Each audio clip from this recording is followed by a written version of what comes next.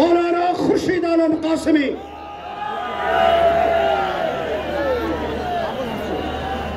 আসসালামু আলাইকুম ওয়া রাহমাতুল্লাহি ওয়া বারাকাতুহু।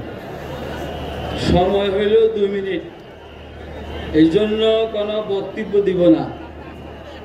আমি 2-3টা কবিতা শোনাবো আপনাদের। अब फतह मुबी फटते रहो तुम, सैलाब सिफत बढ़ते रहो तुम। अब फतह मुबी फटते रहो तुम, सैलाब सिफत बढ़ते रहो तुम। दरिया की तरह चढ़ते रहो तुम, दरिया ही नहीं बाकी समंदर भी कंगालू। आए लश्कर इस्लाम के जाबाज जियालो। डॉक्टर यूनुस साहब ব্যাপারে বলছি,